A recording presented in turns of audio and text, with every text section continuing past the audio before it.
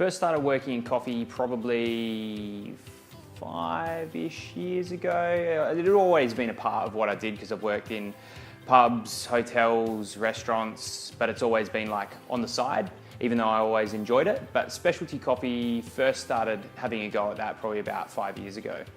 Start brewing. I mean, at first I didn't really take to it like a duck takes to water because I liked the body of espresso. So it was probably in the last 18 months that I started to have a few cups that got me really interested.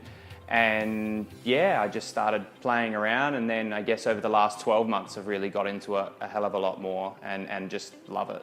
Yeah, no intention to compete. Just had a chat with Sash about getting out of comfort zones, and then later on the same day he asked who was going to compete from us, and I was like, oh well, I'd be a bit of a chump if I didn't put my hand up after talking about getting out of comfort zones. So yeah, that was it.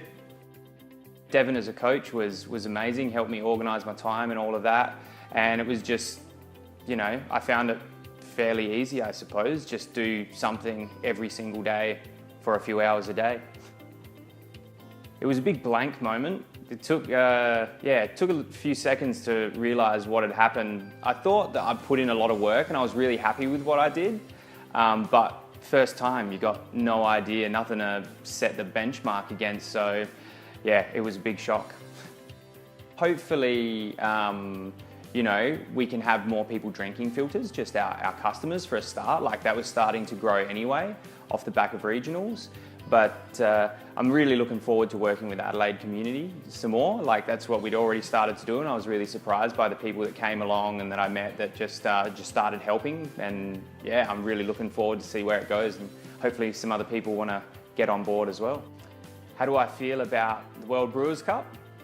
Really excited, really excited. It's going to be a good challenge, you know.